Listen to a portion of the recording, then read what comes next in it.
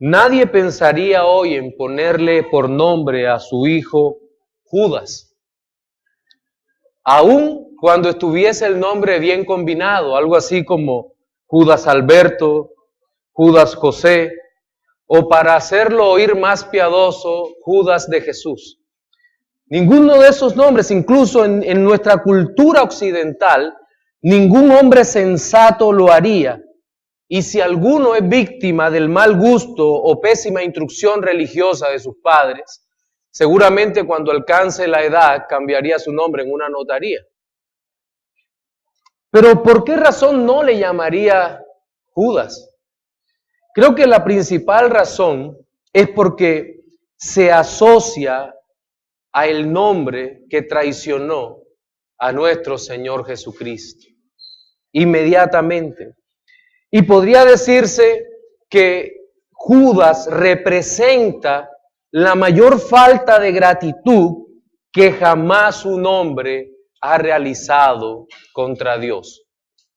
No obstante, debemos cuidarnos de no manifestar en nuestras almas una falta de gratitud parecida a la de este varón, pues aunque somos sostenidos por la gracia de Dios, es evidente que debemos esforzarnos por mostrar gratitud por la salvación recibida de Dios por la obra de Cristo.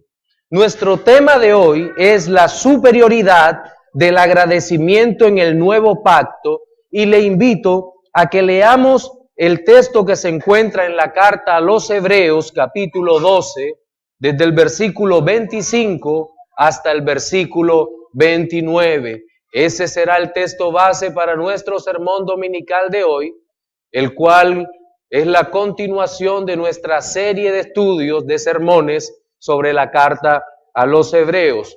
Hebreos capítulo 12, versículos 25 al 29.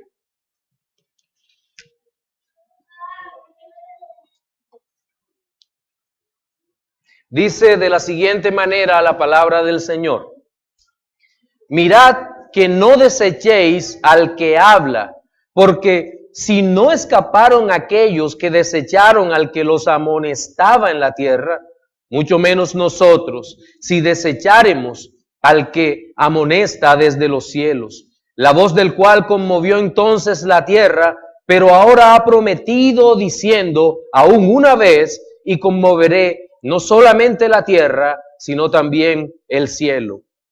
Y esta frase, aún una vez, indica la remoción de las cosas movibles como cosas hechas para que queden las inconmovibles. Así que, recibiendo nosotros un reino inconmovible, tengamos gratitud y mediante ella sirvamos a Dios, agradándole con temor y reverencia, porque nuestro Dios es fuego consumidor.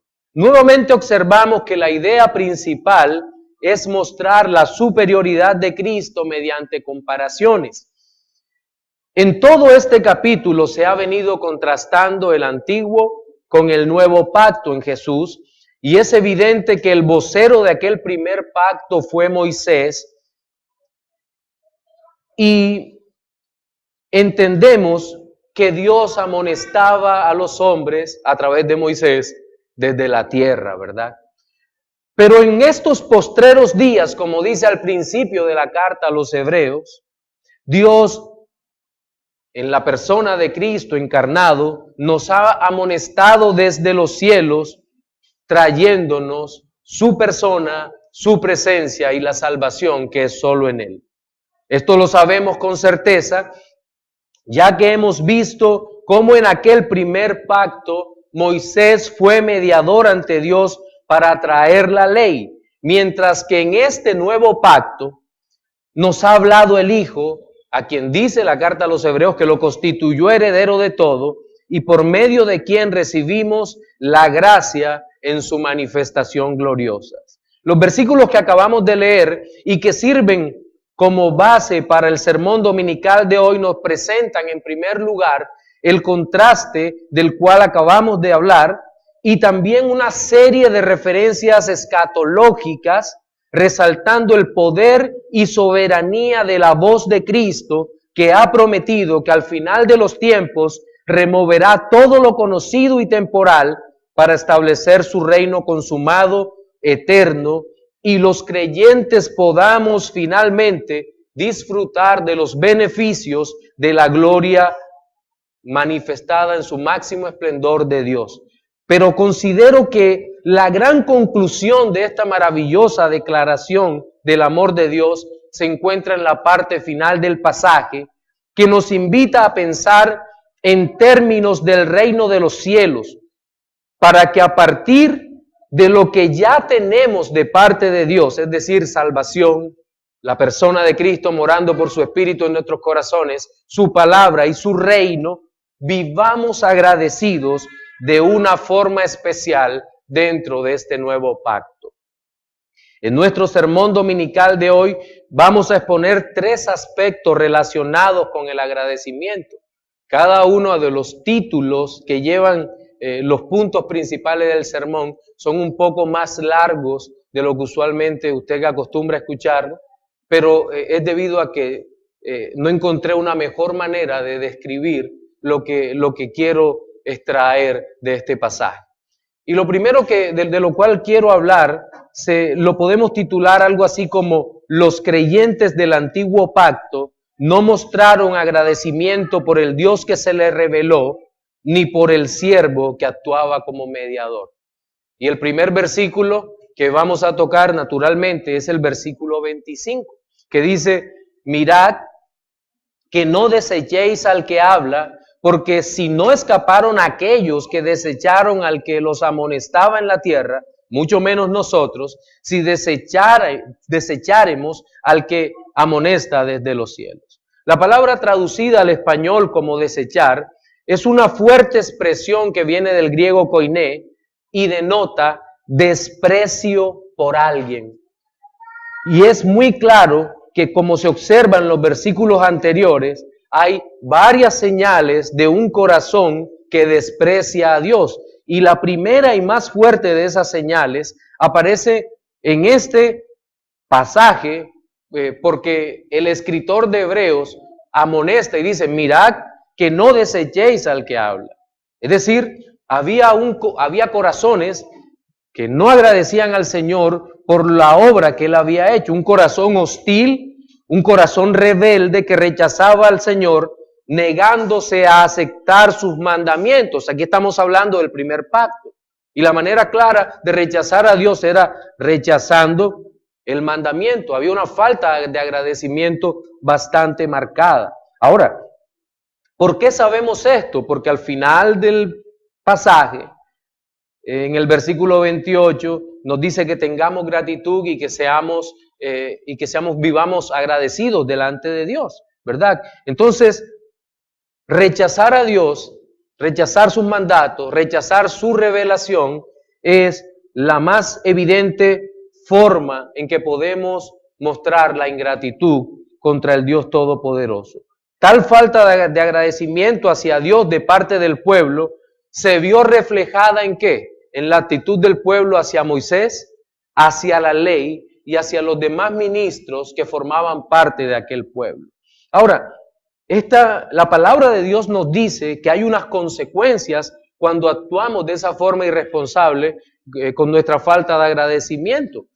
Si usted se va a la Escritura en Éxodo capítulo 19 y hacia adelante, nos vamos a encontrar que después de la manifestación del Señor a Israel, después que Dios le había dado las leyes a Israel, Dios le había advertido al pueblo la necesidad de guardar la ley. Dios jamás les dijo: mira, esta ley no te puede salvar, por lo tanto no le prestes atención. No, nosotros sabemos que la ley no podía salvar, pero ¿qué le dijo Dios? Guardarás la ley. ¿Pero por qué si esa ley no salva? Es que Dios no la dio para salvar. La ley era un glorioso manifiesto de cómo es Dios, de quién es Dios, de cuál es su carácter, de cómo deberíamos vivir. Un hombre agradecido debería vivir agradecido con Dios. Porque al parecer ese es el caballo de batalla de muchas personas que tratan a otras de legalistas. No, es que la ley no salva, por lo tanto tú puedes vivir como quieras. No, vivir conforme a la ley era el claro reflejo para el pueblo de que habían sido salvados y que querían agradar a Dios. La ley, meditar en la ley, conocer a Dios a través de la ley, era una manera de contemplar la hermosura de Dios. Y eso se había olvidado a este pueblo, al pueblo, a la nación de Israel. Si el pueblo desechaba a Dios, había unas consecuencias. Mirad que no desechéis al que habla. ¿Por qué? Porque si no escaparon aquellos que desecharon al que los amonestaba en la tierra, mucho menos nosotros si desecháramos al que amonesta desde los cielos. El pueblo, si desechaba la voz de Dios, dice la Escritura que no escaparían. Y si nosotros vemos en todo el Pentateuco, en los 5 primeros libros de la Biblia, nos vamos a encontrar con hombres que sufrieron las consecuencias de esa falta de agradecimiento, de esa falta de gratitud. ¿Acaso no vemos una cantidad de muertes por pestes en el Antiguo Testamento? Sí las vemos. Y es recurrente. En el mismo momento que Dios estaba dando la ley, cuando el pueblo dijo, no, ese Moisés, quién sabe qué le habrá pasado, ya lleva tantos días en la montaña, seguramente murió, ¿y quién nos va a sacar de todo esto? ¿Se acuerdan lo que pasó? Construyeron, elaboraron un becerro de oro y la consecuencia fue terrible. Una matanza como consecuencia de su pecado. ¿Por qué? Porque dejaron de guardar la ley de Dios. Y nosotros podemos ver que los castigos temporales eran terribles, pero hay una consecuencia mucho peor si descuidamos el nuevo pacto. Dice que cuanto más, mucho menos nosotros si desecháremos al que amonesta desde los cielos. En esta parte del sermón no faltará el que me acuse de legalista o arminiano, y también el hipercalvinista que me diga que tengo una pobre comprensión del texto y que los imperativos y las advertencias que aparecen en la carta a los hebreos no son para que temamos, pero que en el fondo no implican que el Señor nos castigue. Eso puede pasar, que alguien nos diga porque sí tiene una pobre comprensión de la santidad y la severidad de Dios. Ante esto debo responder en primer lugar y como buen reformado, que creo firmemente en la perseverancia de los santos. Sí, es una realidad que está en toda la Escritura, que somos salvos por gracia y preservados por gracia. Eso es una realidad que está en toda la Escritura.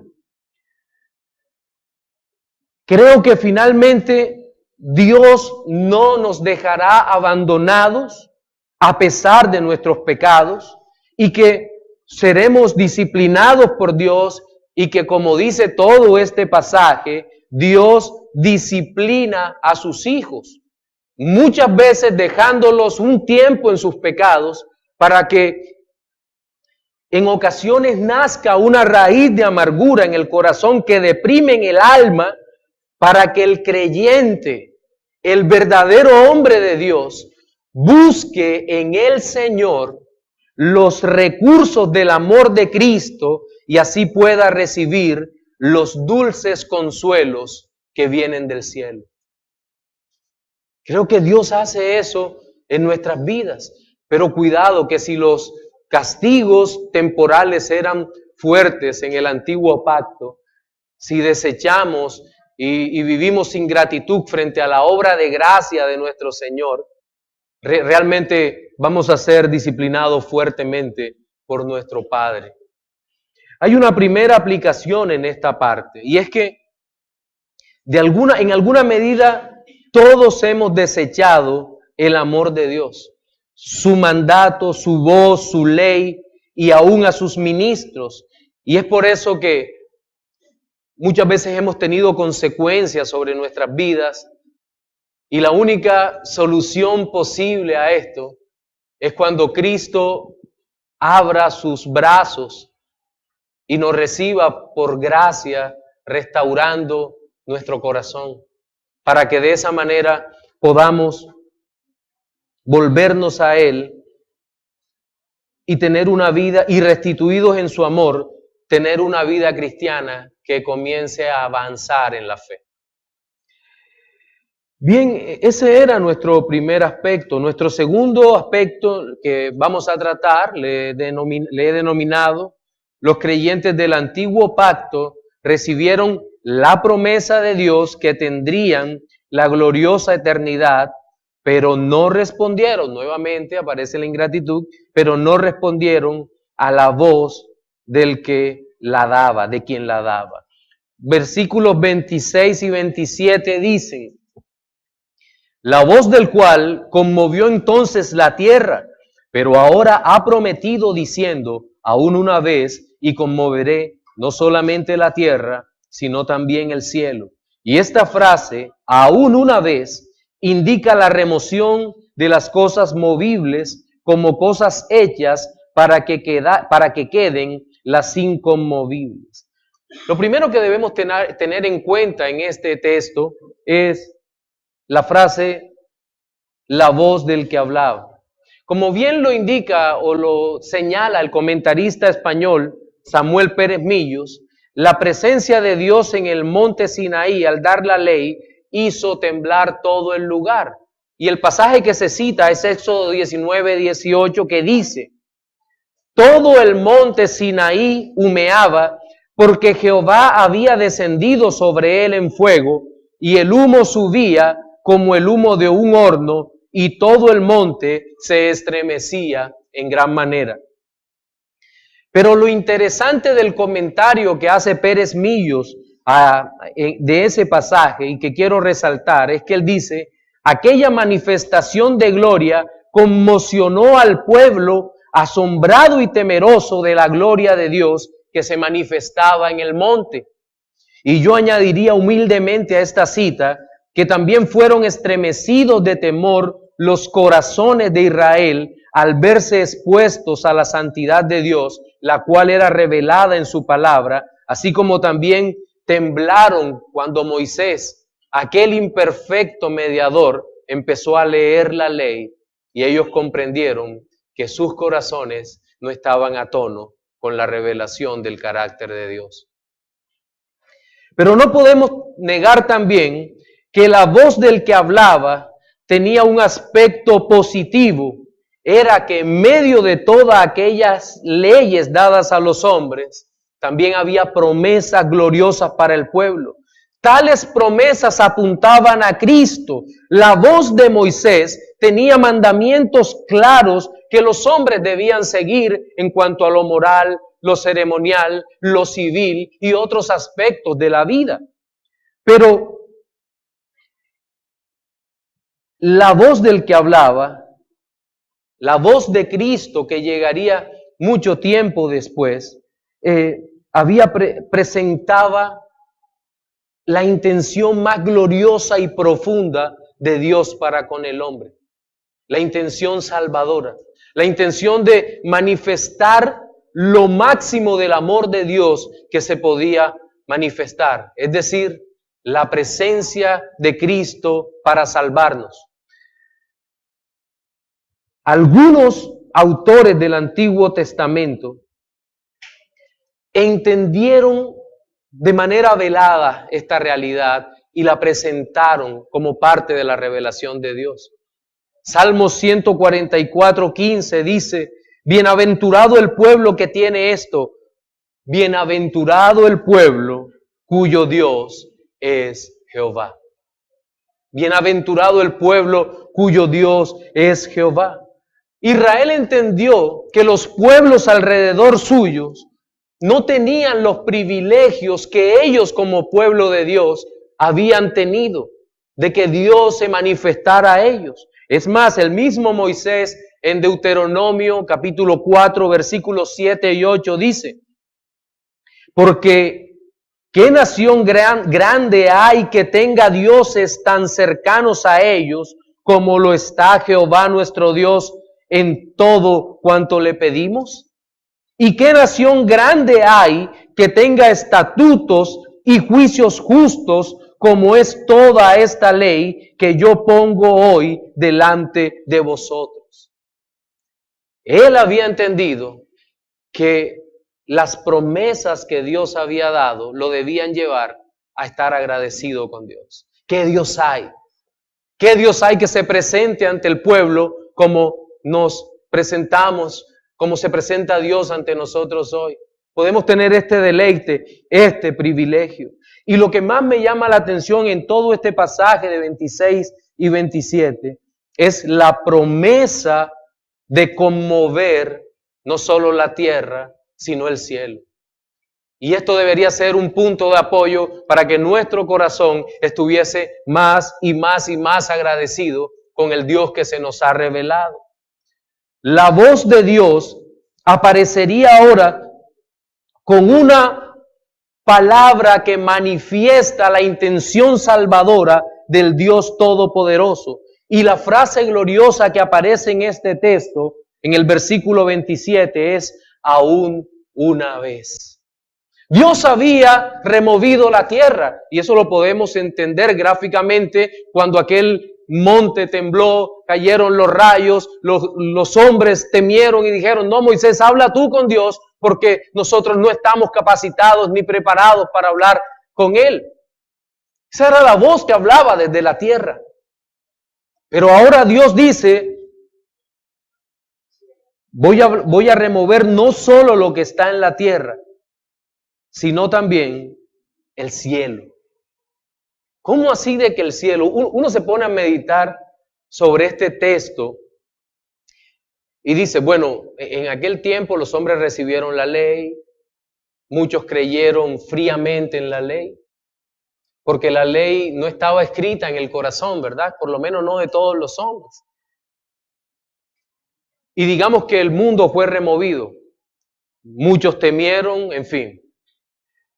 Pero con el mandato, con la nueva voz que da, el nuevo pacto, la voz de Cristo, ya no la voz que tronaba desde las nubes diciendo, yo soy el que soy, que hacía temblar todo, aún lo inanimado, sino que ahora Cristo se presenta caminando en medio nuestro como hombre, el Dios encarnado, y dice, yo he venido a proclamar el año agradable del Señor. Y esa voz suave, esa voz maravillosa en medio nuestro, retumbaba en el corazón de los hombres, pero también en los ángeles que eran espectadores de excepción de la obra salvadora de Cristo. Ellos estaban viendo la manera como Cristo, el Señor, estaba salvando. El Señor Jesucristo estaba cambiando todas las cosas. Nos estaba dando libre acceso. Sus promesas se estaban cumpliendo con Él en el Calvario, en la gloriosa cruz.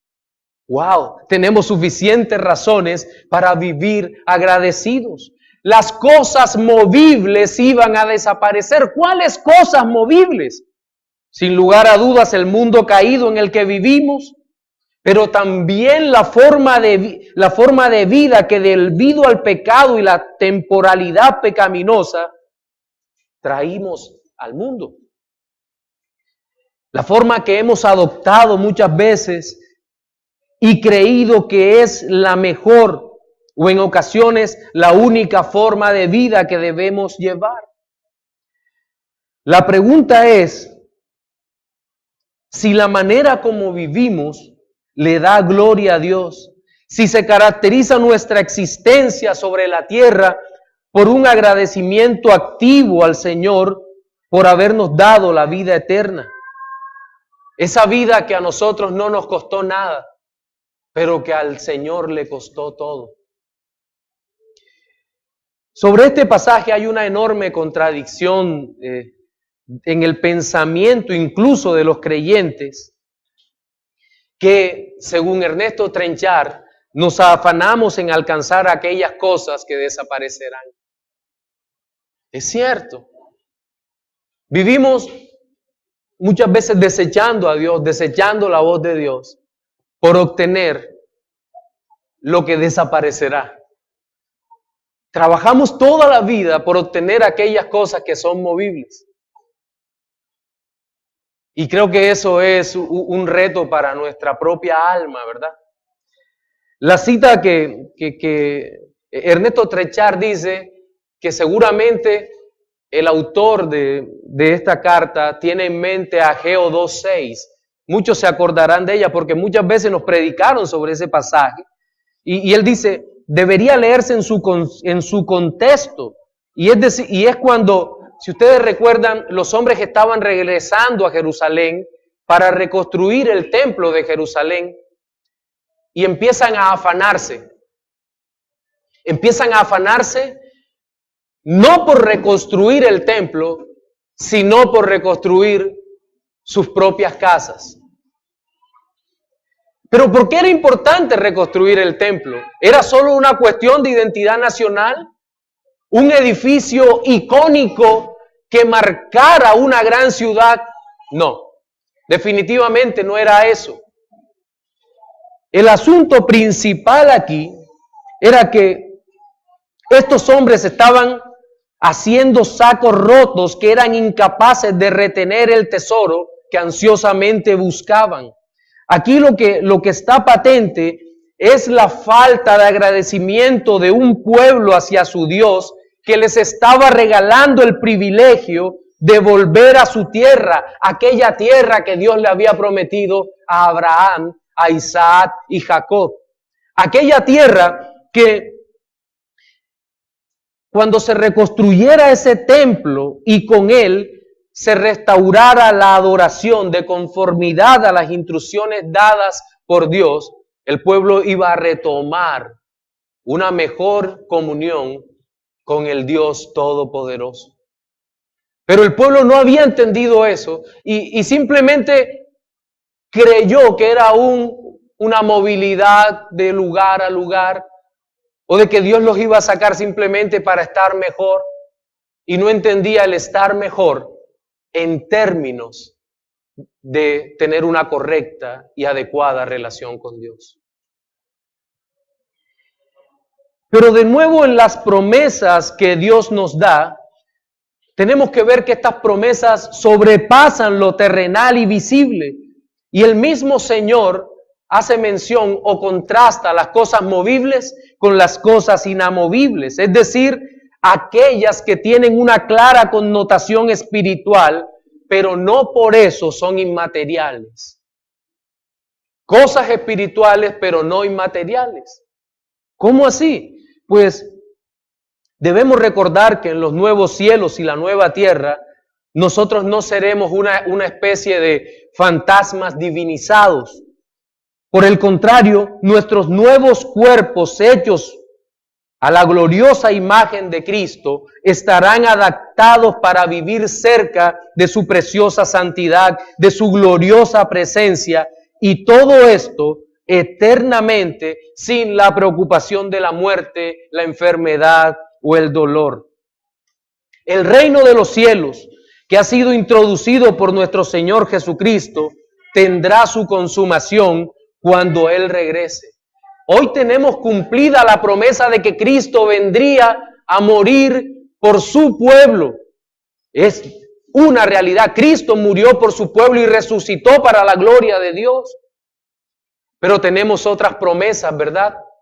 De que Cristo volverá por segunda vez. Y eso también debe ser un motivo para que nosotros vivamos agradecidos. Ahora, ¿cómo podemos descansar en una promesa?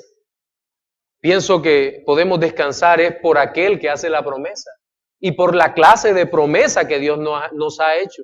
A mí me gusta mucho la simbología de la ciudad que el Señor promete en el libro de Apocalipsis. Una ciudad cúbica, de un material semejante al oro. No dice que es de oro, es semejante al oro. Columnas, paredes de diamantes, de perlas. Eso no es literal, obviamente. pero representa aquella ciudad de medidas perfectas, representa lo duradero, lo eterno de la duración de aquella ciudad, lo valiosa de aquella ciudad, lo gloriosa de aquella ciudad, lo hermosa de aquella ciudad, que es una clara representación del reino de los cielos, en donde la iglesia, los ángeles, estaremos juntos con nuestro Dios como nuestro supremo obispo y pastor de nuestras almas. Y como aplicación podríamos decir que debemos estar agradecidos porque a aquella ciudad no se puede entrar escalando el muro. El muro es demasiado alto para ser escalado. Hablo en términos metafóricos, ¿verdad?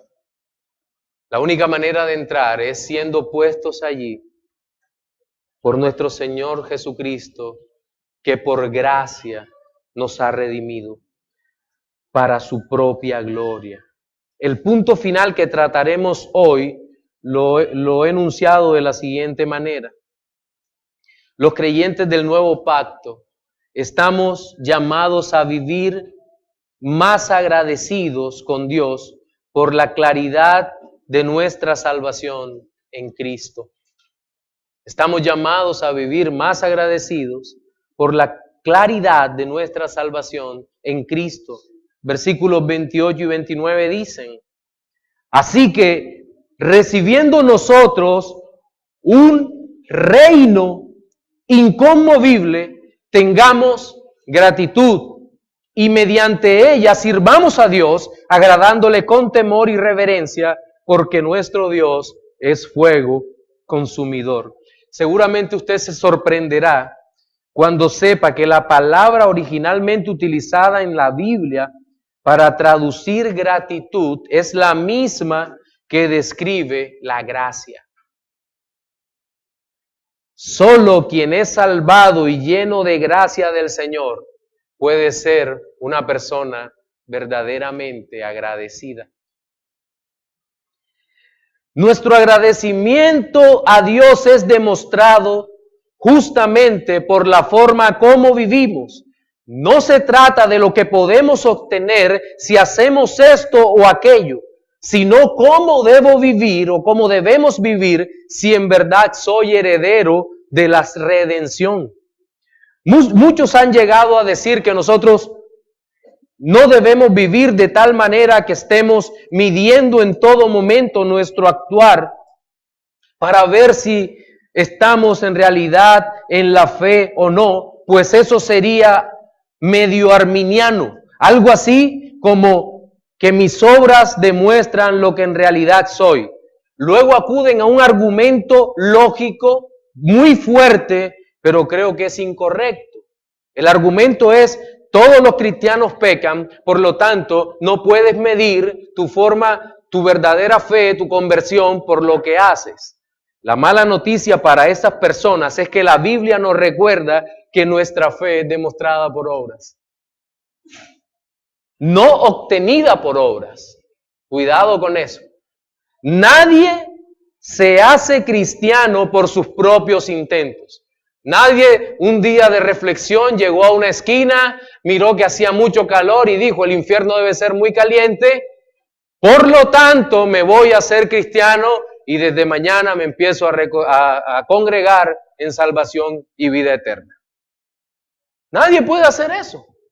Solo por la gracia de Dios somos atraídos a Él. Pero todo cristiano regenerado vivirá como un hijo de Dios. Entonces, ¿qué hacemos con el pecado personal? Bien, eso es una realidad a la cual no podemos escapar. Todos seguimos pecando, aunque seamos creyentes. Somos pecadores que hemos sido redimidos por la gracia de Cristo. ¿Y qué puede hacer el pecador? ¿Usted por qué cree que hacemos confesión de pecados cada domingo cuando uno de los hermanos abre la Biblia y dice: presentémonos delante de Dios para confesar nuestro pecado hacia Él? ¿O por qué en nuestras oraciones decimos: perdona nuestros pecados? Porque seguimos pecando. ¿Y cuál es el remedio para poder presentarnos delante de Dios limpios. Suplicar el perdón de Dios. Que la gracia de Dios nos humille, nos invada, que clamemos a Él, confesemos ante Dios nuestros pecados y en agradecimiento por el perdón, vivamos nuevamente como Dios quiere que vivamos. Debemos ser agradecidos con Dios. Dice, tengamos gratitud y mediante ella sirvamos a Dios. Lo que debe ser nuestro agradecimiento, les recuerdo que el agradecimiento es un imperativo en la Biblia.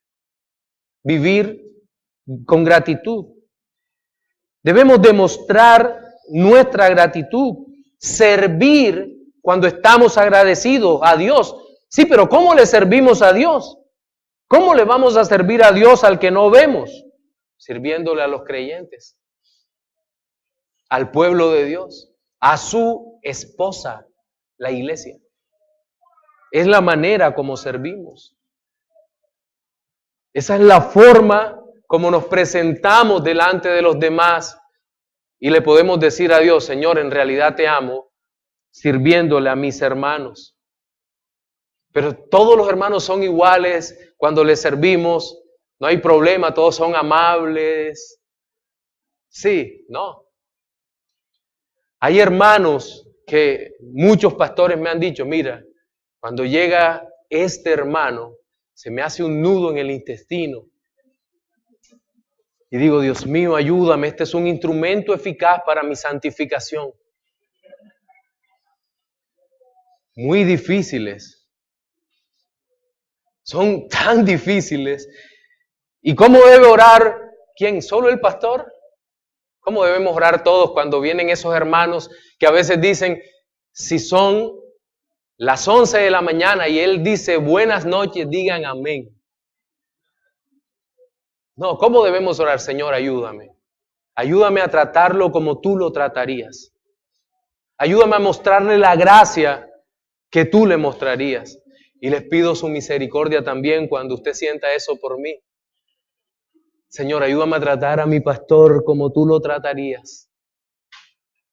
Ayúdame a amarlo, porque hoy estuvo difícil en ese sermón. Solo usó el bate de béisbol. Miren, cada uno de los apóstoles del Señor fue un ejemplo de lo que debe ser el servicio por gratitud al Señor. Pero el ejemplo supremo de servicio, no por gratitud, lo encontramos en Jesucristo, porque Él no debía estar agradecido con nadie, porque Él es la fuente suprema de toda buena dádiva, de toda dádiva perfecta. Él nos mostró ese servicio glorioso. Pero le digo algo, lastimosamente nuestro agradecimiento le podemos denominar la gratitud condicionada. Damos gracias a los hombres que nos dan algo y obviamente olvidamos que servir es en virtud de la obra de Cristo, del reino recibido y de que hoy, escúchelo bien, aunque no tengamos el reino consumado en los cielos en perfección, somos tan espirituales, tan espiritualmente ricos. Somos tan abundantemente ricos que esas posesiones espirituales nos deben llevar a servir, a amar, a perdonar y a entregar a manos llenas los dones que el Espíritu de Dios nos ha dado. Pero hay una advertencia final contra la ingratitud. Casi siempre desconectamos ese versículo 29, lo ponemos en otro contexto y decimos, porque nuestro Dios es fuego consumidor. Pero esto está conectado aquí con la gratitud. ¿Qué tiene que ver la gracia con que Dios sea fuego consumidor? Bueno, si seguimos el orden, las palabras inspiradas en esta fuerte advertencia, nos dicen que la ingratitud que en muchas ocasiones nuestras almas manifiestan contra el Señor se debe a porque olvidamos esto, que nuestro Dios también es fuego consumidor. Aquí hay un llamado a quienes no desean vivir, no desean venir a Cristo para recibir el perdón de pecados, o aquellos que estando en Cristo quieren vivir o quisiéramos vivir como si no tuviéramos obligaciones de la gracia, obligaciones de la gratitud. ¿O acaso usted piensa que el perdonar es una opción? ¿Alguna vez ha creído eso? Pongámosla más difícil conforme a lo que está en el texto. ¿Usted cree que amar a su hermano es una opción? Wow, qué duro, ¿ah? Qué fácil es amar con los que tenemos afinidad y nos reímos continuamente, con los que jugamos fútbol y compartimos. Qué fácil es amar a los que teológicamente se acercan a nosotros. Qué fácil es llamar a todo el que tenga el apellido de cristiano reformado. Pero cuán difícil es amar a todos aquellos que no piensen como nosotros y que son nuestros hermanos. Alguna vez en una conferencia acá, en Salvación y Vida Eterna, entró un hermano, creo que salvo, y me dijo: pastor, ¿usted cómo puede tener a esos pentecostales ahí escuchando la conferencia? Son pentecostales. Le dije: bueno, qué bueno que estén aquí, ¿no? Pero no se da cuenta, estás peleando la batalla equivocada. Yo no le voy a dar el púlpito de la iglesia para que me hablen de la sanidad interior, ni le voy a dar el púlpito de la iglesia para que ellos vengan y me hablen de cómo perder la salvación en 4 pasos. No. Pero si ellos entran aquí, no le vamos a decir levántate y vete. No. Vamos a hablarle de la gratitud en Cristo y de la obligación de servirle a Cristo en el amor. Mire, hay una última aplicación que debemos hacer en este tercer punto. Y quiero que piense en esto. ¿Hace cuánto tiempo no oramos agradeciendo al Señor por sus misericordias exclusivamente? Esa pregunta usted se la responde. ¿Cuánto tiempo hace que no tomamos el teléfono y llamamos a aquel amigo que nos predicó el Evangelio una vez y que de pronto sigue en una iglesia de esas de las que el Señor nos sacó? Y le decimos: óyeme, yo no te quiero dar las gracias porque una vez te tomaste la molestia de predicarme a Jesucristo. Yo lo pensaba porque yo no lo he hecho. O ¿cuántas veces los hemos llamado y si no nos acepta la llamada, oramos en silencio con él o por él? En nuestra oración nocturna. ¿Qué tan agradecidos somos con aquellos que le sirven al Señor? Todo eso, mis hermanos, son pequeñitas reflexiones que nosotros podemos hacer hoy al leer y explicar y aplicar este texto que en esta mañana el Señor nos permite. En nuestro sermón dominical de hoy vimos 3 aspectos relacionados con la superioridad del agradecimiento en el nuevo pacto. Fueron ellos: el primero, los creyentes del antiguo pacto no mostraron agradecimiento por el Dios que se les revelaba, ni por el siervo que actuaba como mediador. Segundo, los creyentes del antiguo pacto recibieron la promesa de Dios que tendrían la gloriosa eternidad, pero no respondieron a la voz de quien les hablaba. Y tercero, los creyentes del nuevo pacto, aquí cambia, estamos llamados a vivir más agradecidos por la claridad de nuestra salvación en Cristo. Reflexiones finales para los no creyentes. Amigos, si piensas que el agradecimiento a Dios es leer un poco en la mañana tu Biblia cuando sales a trabajar, o llegar un domingo a sentarte en la iglesia y con eso basta. Te quiero decir que hay un grave problema de comprensión de quién eres tú y quién es Dios en tu propia existencia. Nuestro Señor Jesucristo le dijo a Simón, justo después de haber perdonado a una mujer, que a quien más se perdona, más ama. Si en realidad has sido perdonado, si en realidad quieres experimentar el poder del amor de Dios, corre a los pies de Cristo en arrepentimiento y vivirás el poder del agradecimiento, de la gratitud para con Dios, al recibir el completo perdón de pecados y el amor eterno de Dios para tu alma.